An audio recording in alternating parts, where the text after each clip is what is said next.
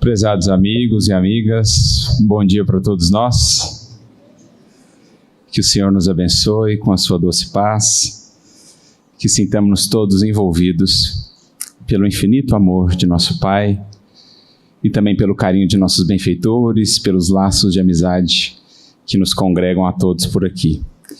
Para mim é uma imensa alegria poder retornar a esta cidade depois de alguns anos, receber o carinho de tantos, poder contemplar a beleza dessa cidade. Passávamos ali agora vendo tantas famílias, num passeio matinal, um clima tão agradável do ponto de vista espiritual, que a gente possa também construir esse clima e mantê-lo entre nós, a grande família espírita, para que assim o alto também encontre mais recursos, mais meios de nos inspirar com as suas luzes e com as suas bênçãos.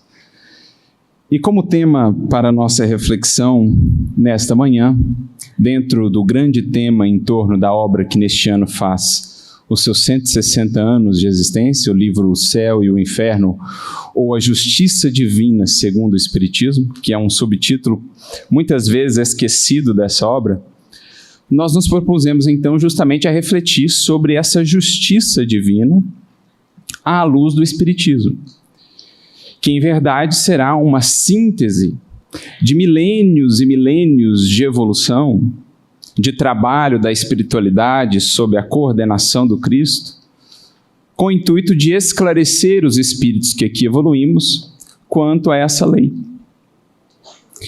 Milênios nos distanciam, por exemplo, do Código de Hammurabi ou das tábuas da Lei de Moisés.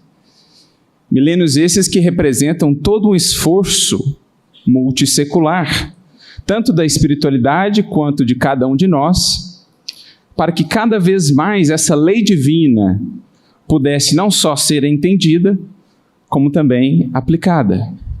Uma vida justa ou de acordo, de conformidade com a justiça divina. Para isso foram muitas as revelações.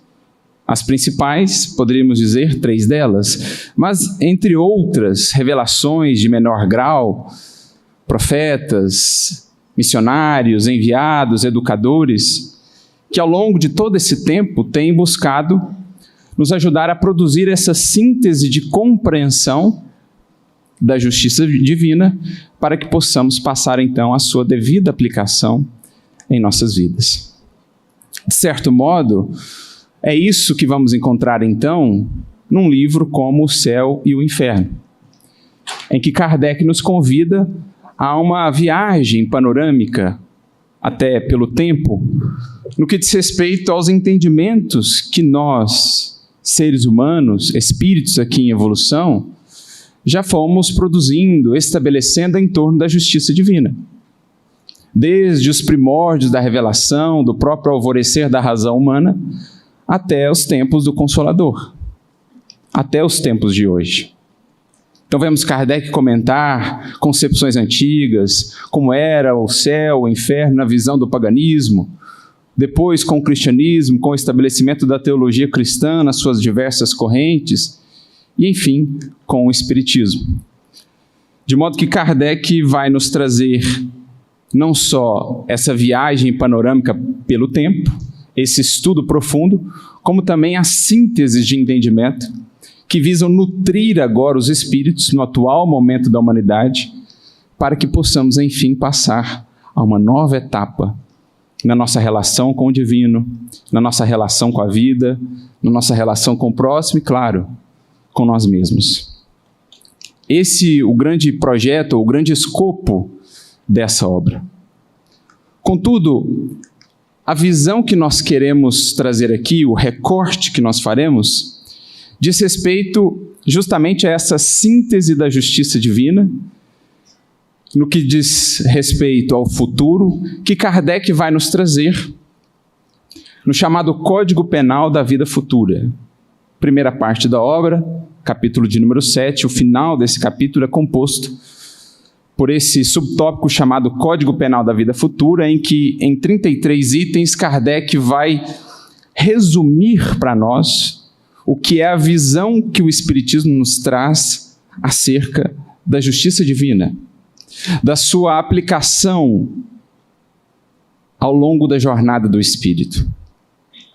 Mas para a gente poder chegar a essa síntese, que vai culminar no último item com a frase tema que nós elencamos, é preciso queiramos percorrer um pouco dessa jornada, voltando no tempo para ver o quanto trilhamos caminhos, o quanto de esforço esteve envolvido até que pudéssemos chegar a essa síntese e a tudo aquilo que ela nos abre em termos de horizonte.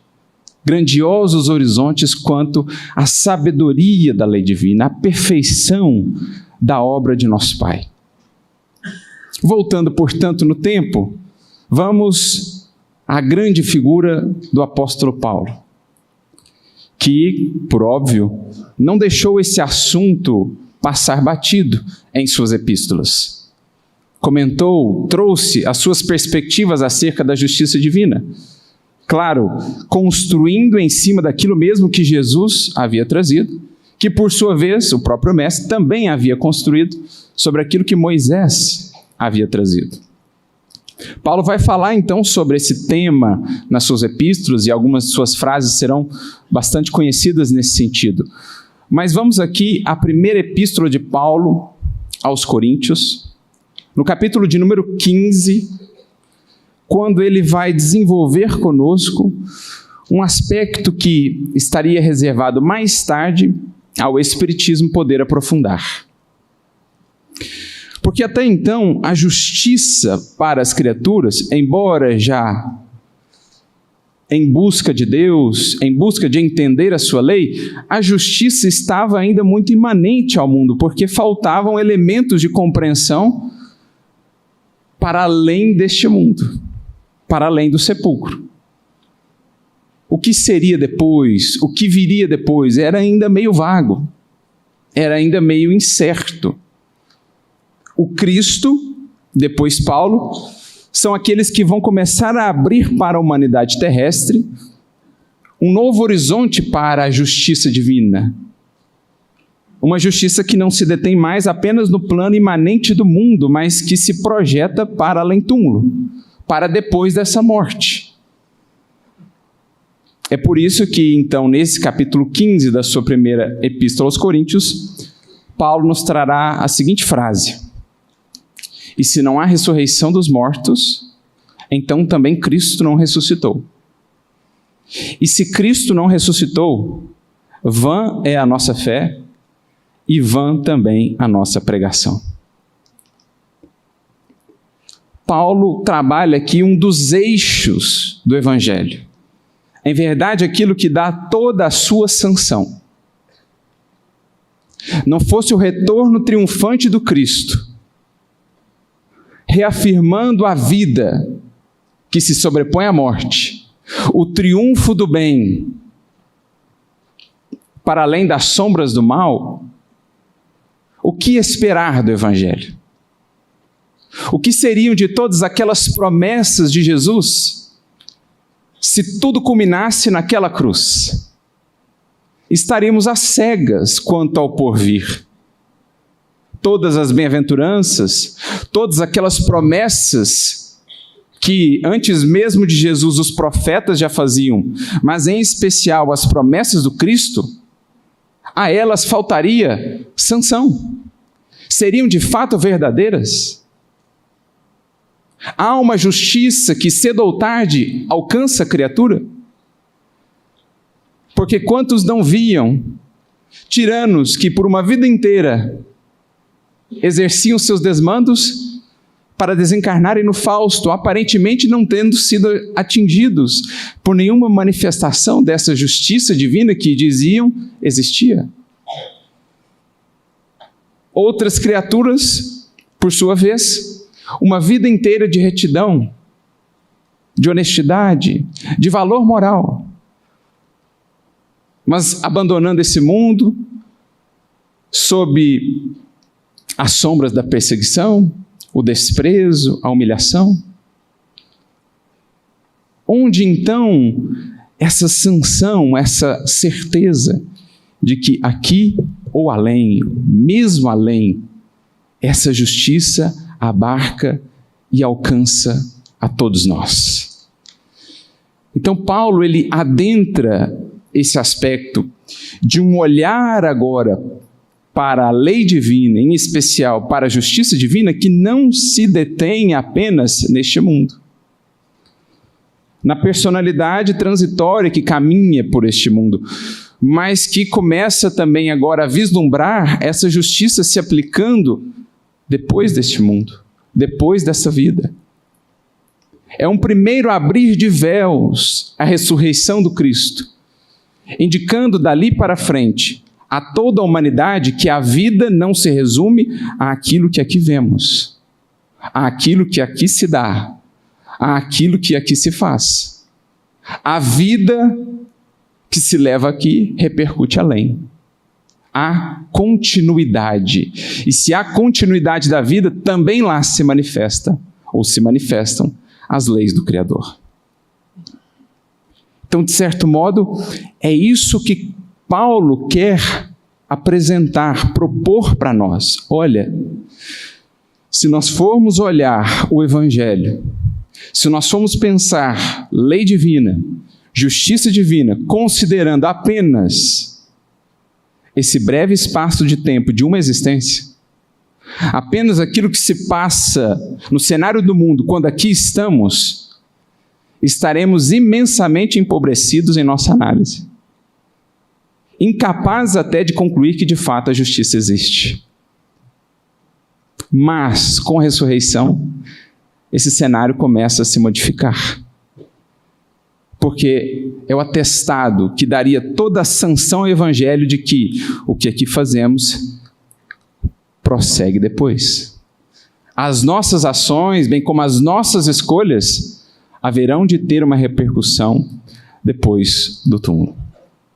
Vamos ver o próprio Cristo já tratando desse tema, por exemplo, no seu diálogo com os saduceus, aqueles que não acreditavam, embora religiosos, embora estudantes da lei divina, não acreditavam na continuidade da vida. Jesus então diria: Deus não é Deus de mortos, porque para Ele todos vivem. Todos os que um dia já viveram seguem vivendo. E as suas vidas hoje são a repercussão daquilo que fizeram até ali de si próprios. Ou naquela fala que está registrada no Evangelho de João, capítulo 5, versículo 29, quando Jesus dá ali a pista, a deixa para os nossos estudos e análises do porvir, em especial quando do advento do Consolador. Diz Jesus: e aqueles que fizeram o bem sairão para a ressurreição do juízo. Aqueles, porém, que fizeram o mal, para a ressurreição da condenação. Se entendemos por ressurreição o seu sentido mais original, anastasis do grego, erguer-se, levantar-se, isto é, continuidade de vida, cai o corpo, tomado pela morte, prossegue, se ergue o espírito para a continuidade da vida. Se entendemos ressurreição nesses termos, o que Jesus ali atesta é que há continuidade de vida para todos, para os que fizeram bem, para os que fizeram mal, só que o que encontrarão nessa nova vida estará em correlação com aquilo que fizeram durante a sua existência. Por isso, para os que fizeram bem, ressurreição do juízo, para os que fizeram mal, ressurreição da condenação. As consequências dos atos do ser, ou do espírito, para nós hoje já sob a ótica do espiritismo.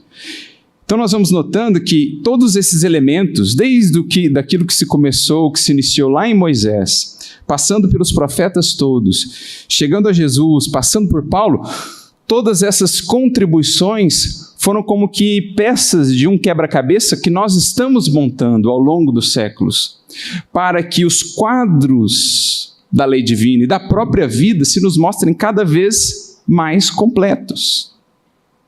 E como são obra divina, cada vez mais lógicos, cada vez mais racionais, para que façam cada vez mais sentido para nós, os que hoje já buscamos realmente entender a lei divina para aplicá-la à nossa existência.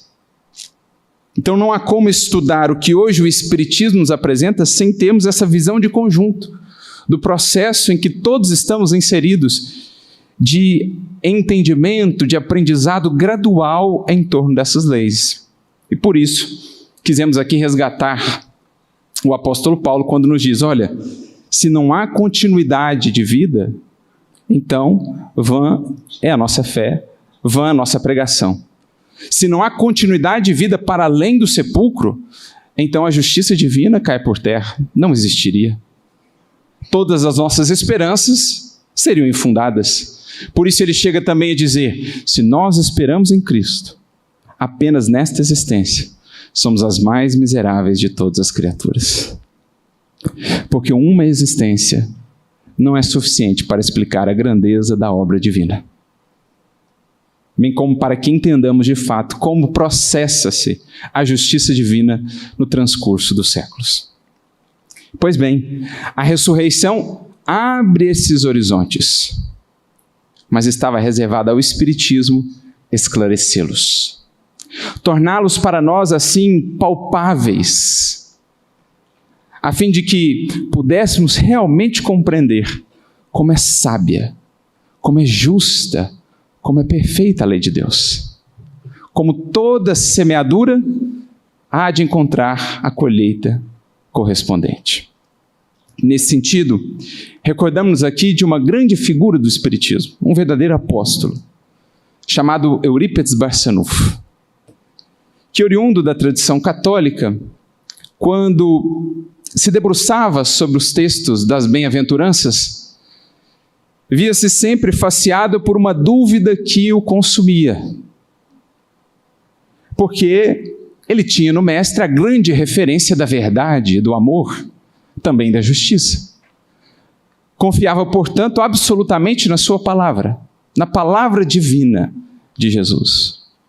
Contudo, a realidade que ele via parecia contradizer o que Jesus prometia.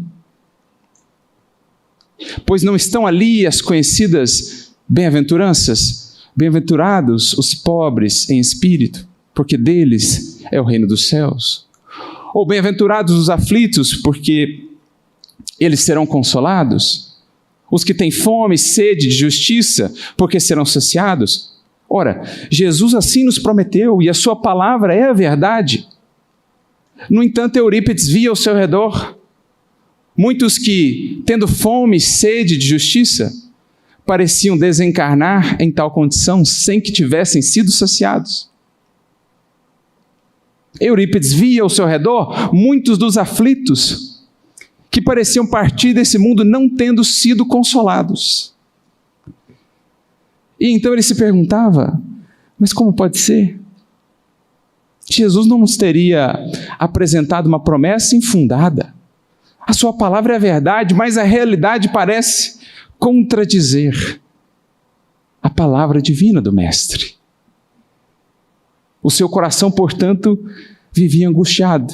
Dizia ele para os amigos, ele que era muito devoto, participava à época da Sociedade Vicentina, muito dedicado ao estudo das Escrituras, em especial o profeta Isaías, que ele admirava profundamente. Ele dizia aos amigos, olha, a palavra das bem-aventuranças, para mim, por enquanto, está cerrada, fechada. Não consigo entender. Mas o Senhor da vida, por meio dos caminhos, dos auxílios que vai propondo a cada espírito em trânsito por este mundo, foi aproximando aquele coração dedicado e amoroso das respostas que ele tanto ansiava. O ponto de contato, o ponto inicial que o levaria à compreensão pela qual tanto ansiava, tinha um nome, ou melhor, um título. Depois da morte. É o livro que haveria de abrir para Eurípides Barçanufo novos horizontes, permitindo enfim alcançar a compreensão que há tanto buscava. Recebe do tio, convertido ao Espiritismo, aquela obra de Leon Denis.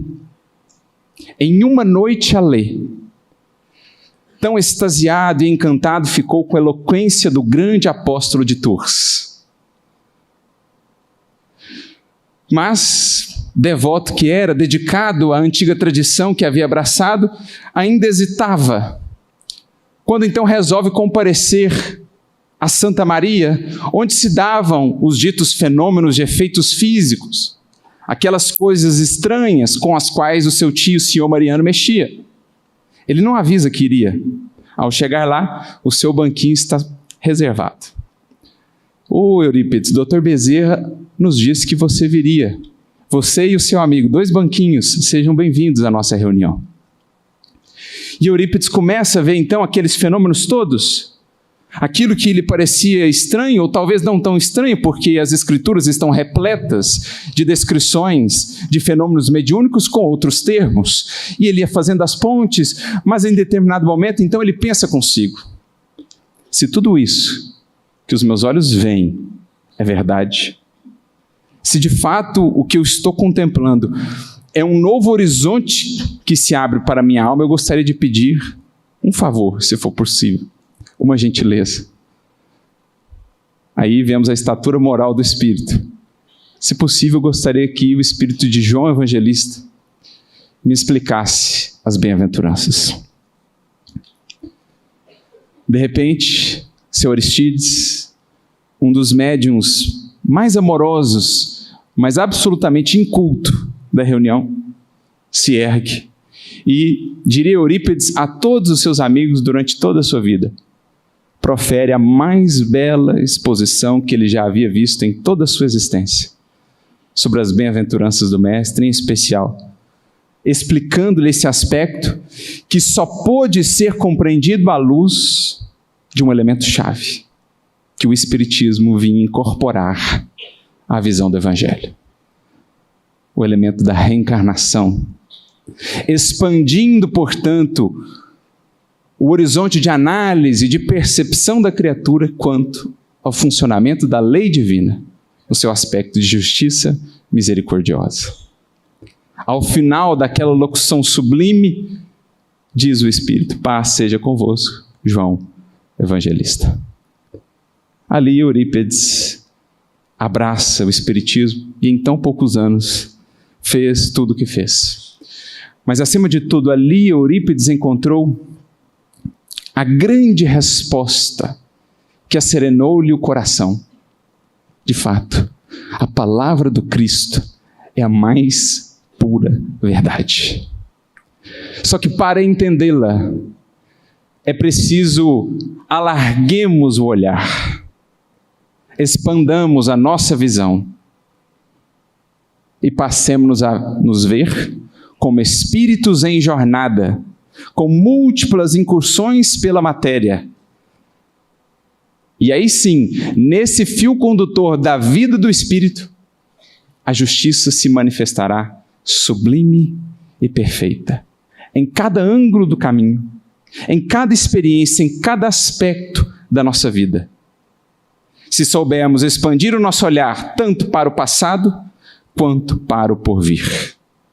Diz-nos Allan Kardec: o Espiritismo projeta-nos muitas luzes quanto ao futuro, mas também muitas e muitas luzes quanto ao passado, tanto da humanidade quanto o passado de cada um de nós. Sobre as próprias lições de Jesus, quantas luzes o Espiritismo não projetará. Frases como as que aqui citamos agora, ganham todo um novo sentido à luz do Consolador. O que é ressurreição do juízo, ressurreição da condenação? Nos soaria estranho. O entendimento ao longo dos séculos foi bem outro. Mas com o Espiritismo, tudo se aclara, tudo se explica. E frases que ali estiveram no Evangelho, tão cristalinas, mas foram relegadas a segundo plano, desconsideradas na visão que nós construímos em torno das lições de Jesus, são de repente resgatadas. Porque, como dizíamos, Eurípides olhava o seu entorno e aquela multiplicidade tão variada de destinos. Talvez se indagasse ele também, mas se são tão distintas as criaturas, as vidas que são vividas, as escolhas, o jeito de ser. Como chegamos a conceber, por exemplo, apenas 3 destinos possíveis, além túmulo. Ou o céu, ou o inferno, e depois acrescentamos um intermediário, o purgatório. Como haveria de ser, se são tão diversas as criaturas e os destinos, apenas 3 condições possíveis para toda a eternidade?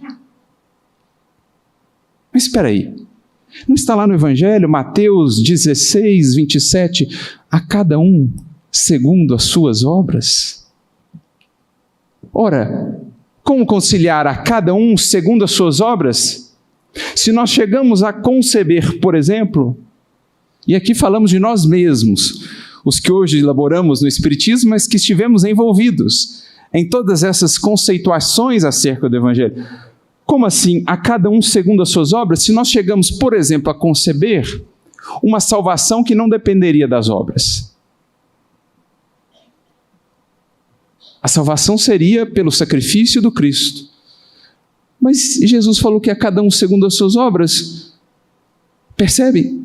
Como o Espiritismo vem agregar os elementos que ficaram esparsos, aquilo que parecia antagônico, contraditório, o Espiritismo vai encaixando tudo no lugar, não o Espiritismo, mas a revelação das leis divinas que ele traz. Entre elas, uma em especial, a reencarnação. Então nós chegamos a conceber uma salvação que não dependeria das obras da criatura, basta aceitar o sacrifício do Cristo e então estaremos garantidos na morada das bem-aventuranças. Mas tínhamos certeza disso? Não. Tínhamos a sanção disso? Não. Chegamos, por exemplo, a conceber que o desvio de alguns, ou melhor, de 2, teria impactado a humanidade inteira. Soa-nos justo isso hoje? O desvio de 2 a repercutir sobre todos os demais, na concepção original do pecado original? Tu percebe como é um esforço multissecular do alto? Até que chegássemos a esse momento em que, munidos dessas chaves e dessas ferramentas, conseguíssemos encaixar as coisas no seu devido lugar, para entender de fato o que é a justiça divina. O Cristo, com a ressurreição, já abre horizontes. Olha, não se detenham nos horizontes deste mundo. A vida prossegue além. Mas até então não tínhamos muitas informações do que era esse além. Como é que é? Como é que são as coisas do lado de lá? Como muitos ainda hoje dizem, nós já não podemos mais dizer. Ninguém voltou para falar. Nós espíritas não podemos dizer isso, de modo algum. Porque o que mais tem acontecido, o que mais tem nos alcançado, é justamente o relato desses que voltaram para nos dizer. Para explicar, então, o que é essa ressurreição, de fato, com as suas inumeráveis nuances, porque assim teria de ser. Vidas tão diversas para desaguar apenas em 3 destinos possíveis? Como assim? Não. Assim como são infinitas as vidas e os modos de viver, assim também são infinitas as experiências do ser do lado de lá. Ultrapassada a alfândega da imortalidade. Aqui nós entramos, então, no coração da obra, o céu e o inferno. Digamos, na sua estrutura mais básica. E prestamos aqui nossa reverência à capacidade, à grandiosidade do codificador. Porque Kardec, percebendo tudo isso, toda essa pincelada que aqui tentamos fazer, né, nesse panorama histórico, no que diz respeito a esse estudo, Kardec o percebeu juntamente com os espíritos. E ele falou assim, para a gente então consolidar de fato nos corações o entendimento da justiça divina tal qual ela é, não segundo o que concebemos lá atrás, que tinha algumas verdades, mas misturadas a muitos elementos nossos, incompreensões nossas, nós precisamos basicamente trabalhar em 2 pilares. Um pilar é a doutrina propriamente. Se Deus é sábio, infinitamente sábio, se Ele nos dotou também de razão para averiguar, estudar a sua lei e a sua criação, tudo aquilo que ele estabeleceu tem que refletir essa sabedoria, essa razão. Tem que ser racional, tem que ser lógico. Portanto, precisamos conceber uma doutrina, uma teoria que nos apresente logicamente, racionalmente o que é essa vida além, manifestando a justiça divina para todos nós. Esse é um pilar, doutrina, teoria. Mas qual outro pilar, que é o grande diferencial do Espiritismo?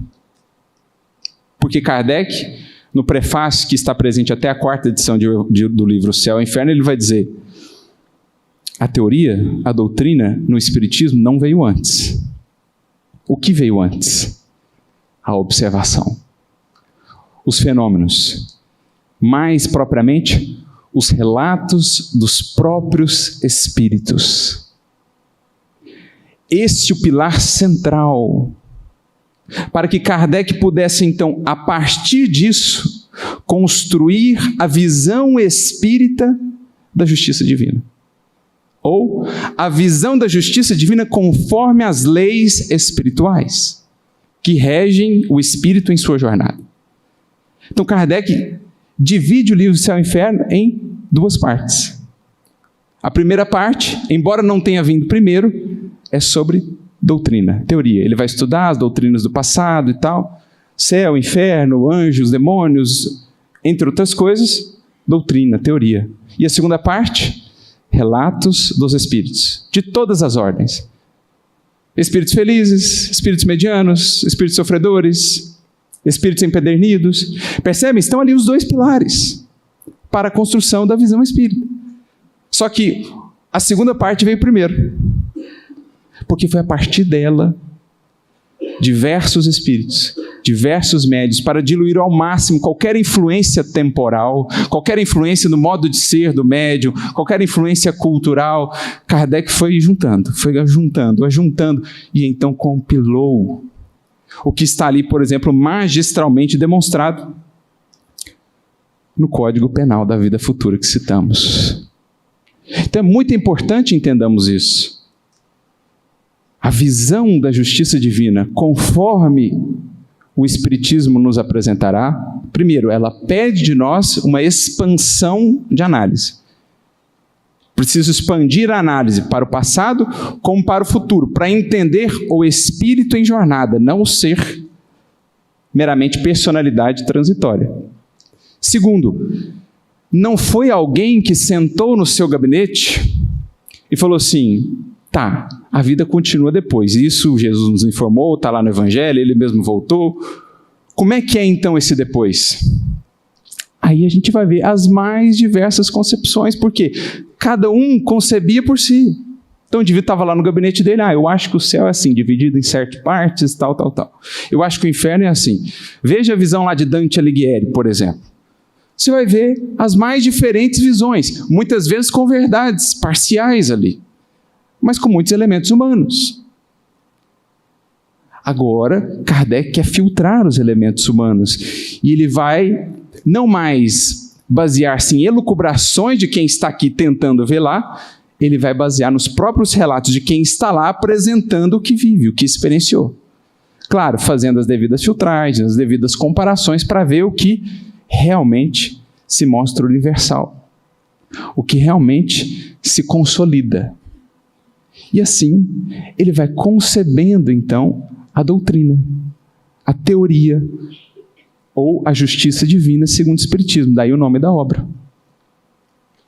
De modo que ela está, portanto, essa visão, sancionada pelos próprios Espíritos.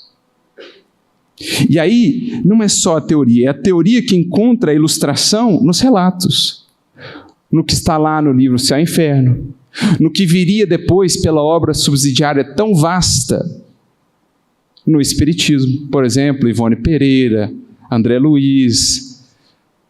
Todas essas obras são ilustrações, são demonstrações da aplicação da teoria. Mas, antes de mais nada, para a compreensão da teoria, vieram os relatos.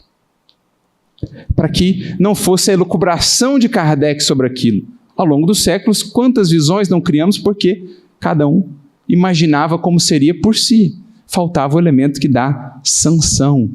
De novo, é o que Paulo quis dizer lá na sua carta aos Coríntios, é o que Eurípides pôde compreender a partir do seu contato com o Espiritismo.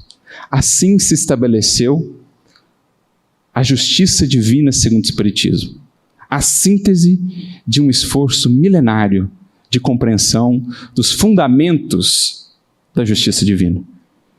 E aí, se projetamos o nosso olhar agora para o passado, para as Escrituras, conseguimos interpretar, entender melhor o que lá estava sendo dito, de maneira muitas vezes simbólica, faltando-nos certos elementos que o Espiritismo agora nos traz, reencarnação, mediunidade, a ideia do espírito, escala espírita, entre tantas outras, para que a gente pudesse entender. Por exemplo, que lá no Decálogo, quando Deus diz que pune até a terceira e a quarta geração, Ele não está transferindo a pena de um para outro, que não tem nada a ver com a história, não. Eu puno na terceira e na quarta geração, isto é, o próprio espírito que retorna mais à frente a colher as consequências do que semeou. Olha como se encaixa a orientação. É lógico. E não é só lógico, está sancionado pelos próprios relatos dos espíritos. Quantos casos assim não vemos lá em André Luiz, Ação e Reação? O espírito comprometeu-se aqui, daqui a pouco, 3 gerações à frente, está lá ele de volta. E o que ele vive nessa nova experiência tem profunda correlação com o que ele semeou lá atrás. É justo, é lógico. Assim teria que ser, não poderia ser de outro modo, porque é obra divina. Se é obra divina, não há nenhuma falha. É absoluta perfeição, justiça sim, mas também justiça misericordiosa. Para entendermos isso, eu me lembro sempre de um caso. A diferença que faz esse alargamento de horizontes. Eu me lembro de um grande amigo, grande espírita também, Ismael Batista, lá de Minas Gerais, Guaxupé. Certa feita estava lá com ele, começando ainda na tarefa, e ele me contava um caso a respeito de uma família que ele atendeu. Ele era médium também, e o Dr. Bezerra lhe pediu para dar um suporte a essa família, porque o bebê recém-nascido da família já havia nascido com um problema congênito no coração que, de fato, viria a inviabilizar a sua vida. Então, aquela família estava sofrendo muito, né? Porque você vê a criancinha já nascer com aquela condição, desencarnar de maneira tão precoce.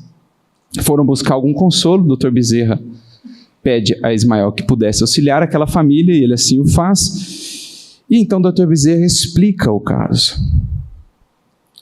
trazendo ali um alento, né, um consolo àquela família, àqueles corações. Porque sem essas perspectivas, gente, como explicar? Se é só uma existência, como explicar?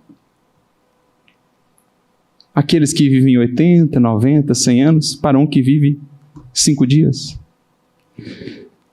Mas vamos abrir o olhar com a bendita mensagem do Consolador. Aquele espírito, diz o Dr. Bezerra de Menezes, em existência pregressa, havia se suicidado com um tiro no peito. E aquela lesão, naturalmente, ali permaneceu, exigindo o processo reencarnatório como processo depurador do desequilíbrio gerado pelo próprio espírito.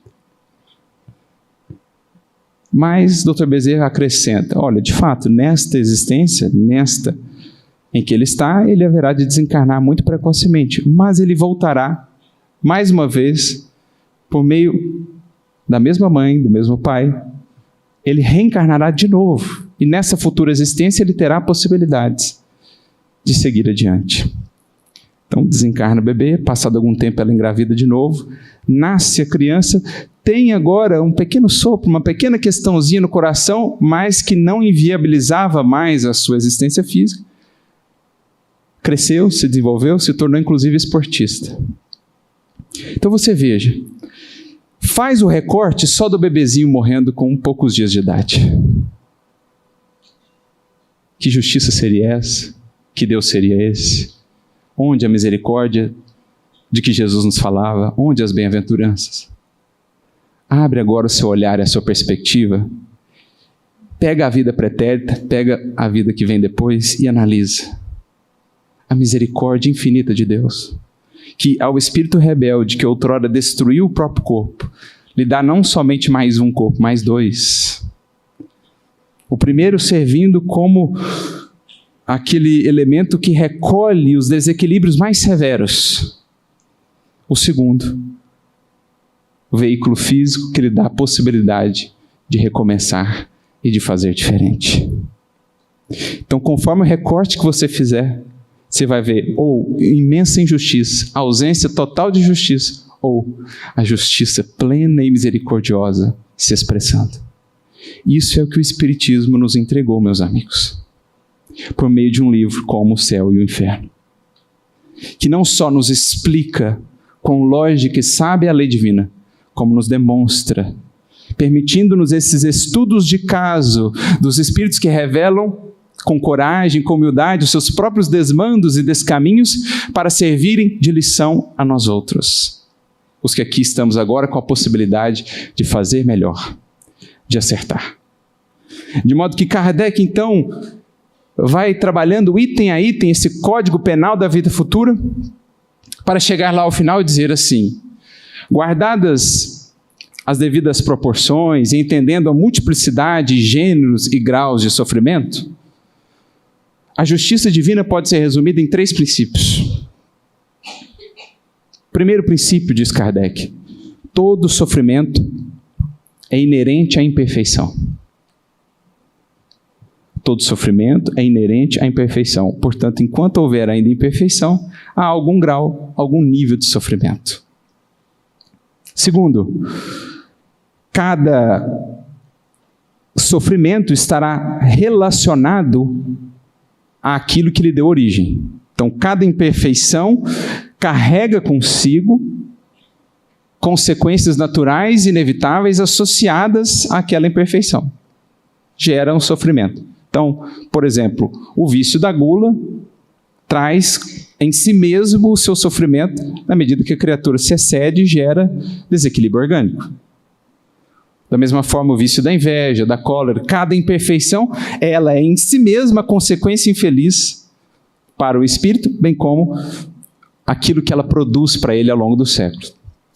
Porém, acrescenta Kardec, podendo cada um vencer as suas imperfeições por efeito da vontade, pode anular esses males e assegurar a sua felicidade futura. Então percebam que Kardec está, juntamente com os Espíritos, apontando a questão da justiça divina integralmente para o ser em si. Não tem tribunais lá fora, não tem... é o ser em si com o que ele semeia e com a consciência que é a sanção ou a condenação diante daquilo que ele escolhe fazer. Se as imperfeições geram sofrimento, ou sofrimento é inerente à imperfeição, também, por meio da vontade, pode o espírito se libertar das imperfeições e, por conseguinte, do sofrimento, acumulando para si mais e mais felicidade, mais e mais paz.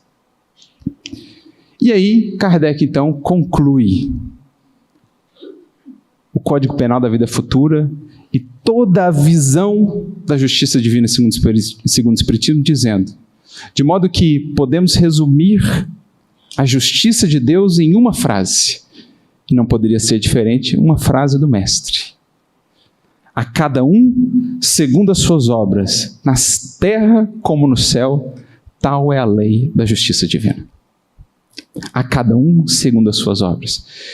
E por mais que a gente pense nessa frase, a gente não deixa de se impressionar com o quanto ela diz em tão pouco. Porque é aquilo assim, às vezes é uma montanha inteira para dar à luz a um diamante.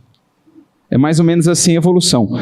Séculos e séculos, revelações e revelações, estudos e estudos, experiências e experiências, dores e dores, alegrias e alegrias, para dar à luz em nós a um diamante de sabedoria, a cada um segundo as suas obras.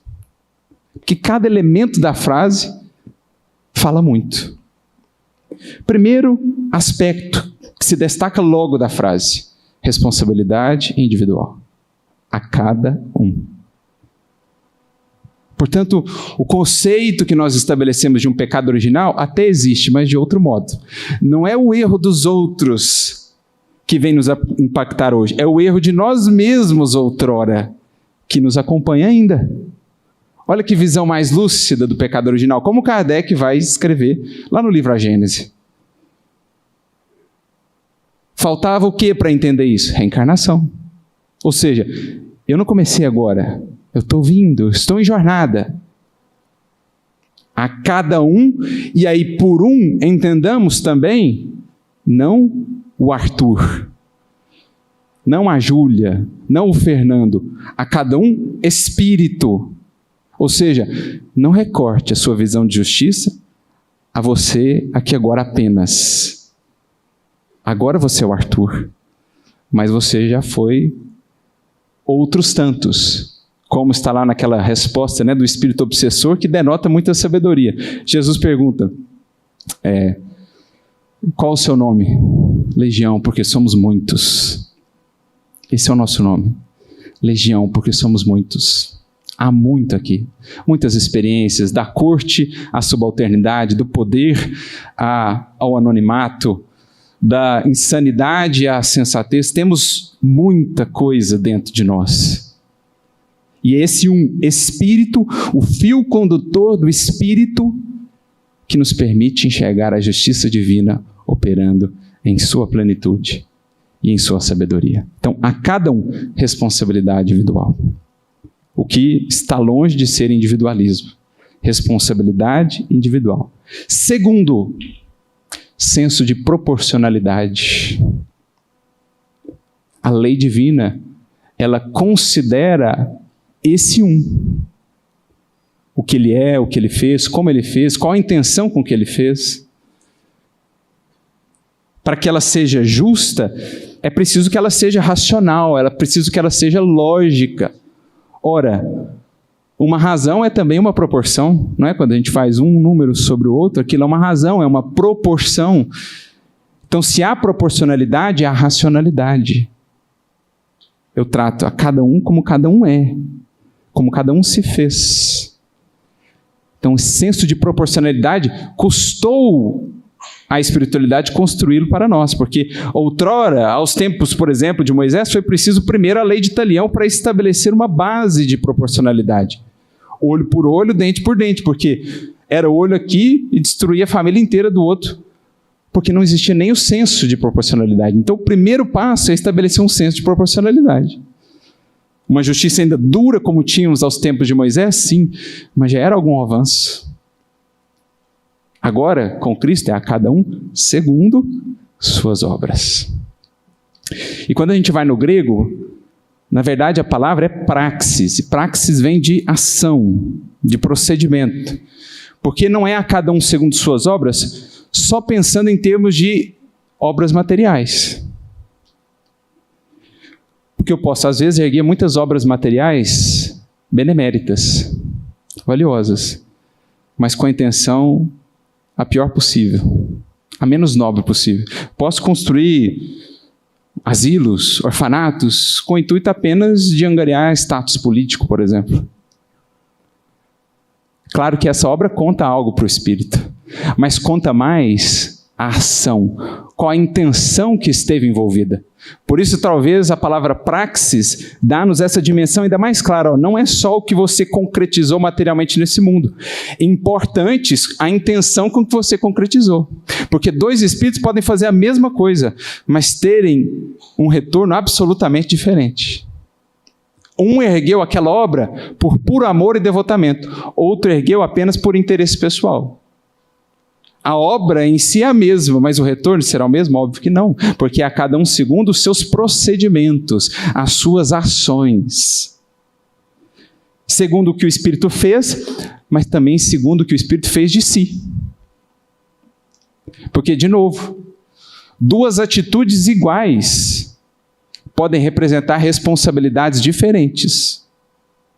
Porque aquele que está informado do Evangelho, por exemplo, em fazendo uma ação, terá uma responsabilidade, imensamente maior do que aquele que, em não estando informado do Evangelho, fizer uma mesma ação infeliz.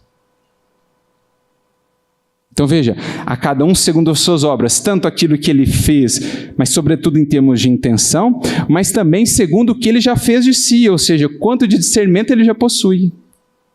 Olha a sabedoria da lei divina. Se eu, informado do Evangelho, persisto numa ação infeliz, num determinado crime, ainda que pareça aos olhos do mundo diminuto, poderei estar arcando uma responsabilidade imensamente maior do que aquele espírito primitivo que se entrega, por exemplo, ainda à antropofagia. Como Kardec mesmo vai comentar em O Livro dos Espíritos. Por quê? Uma coisa é o que ele já fez de si, uma coisa é o patamar de discernimento que ele já alcançou, outra coisa é o que nós já fizemos de nós. É o que nós já alcançamos.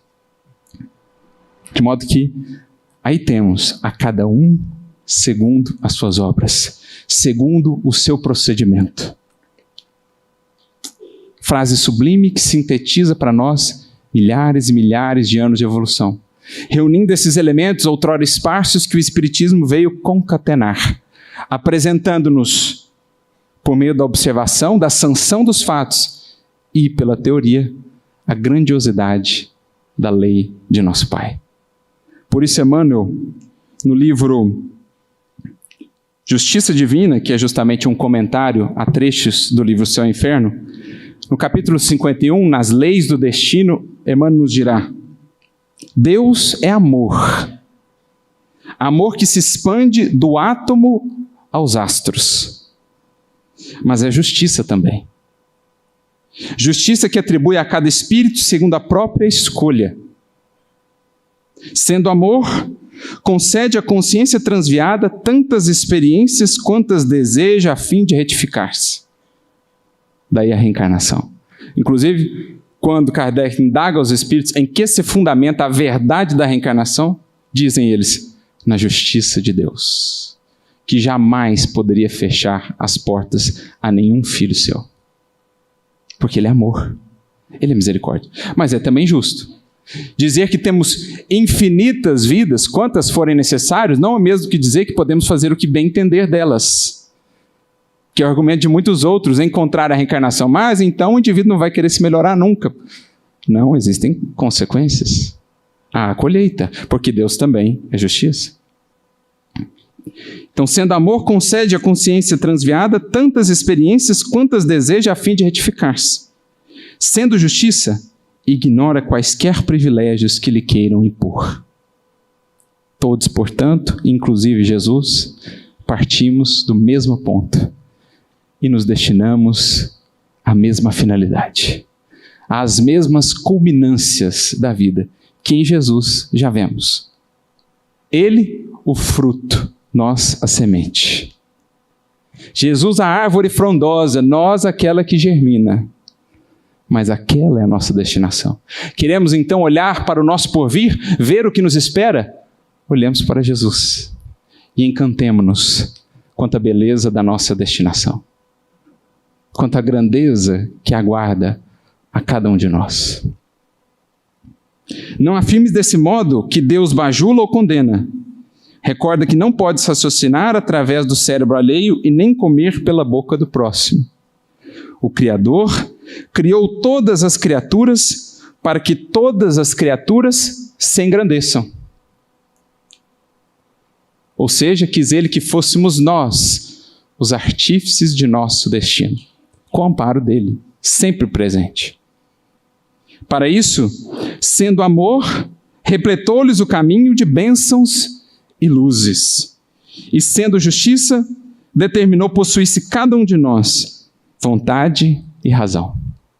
Então, sendo amor, preencheu o caminho de todos nós de bênçãos e luzes, mas sendo justiça, deu-nos vontade e razão para escolher. Se acolhemos as bênçãos e luzes, ou se ainda escolhemos as sombras. Está, como disse um dia Jesus ao senador, está no teu querer. Me seguir agora ou daqui a milênios.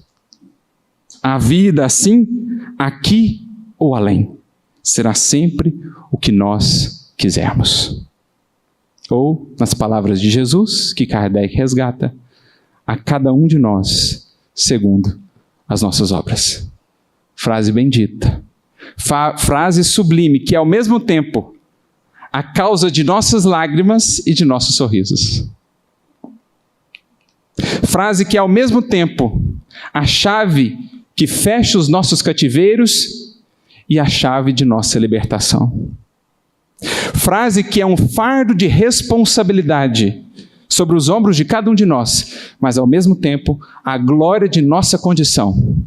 Filhos de Deus, arquitetos do próprio destino.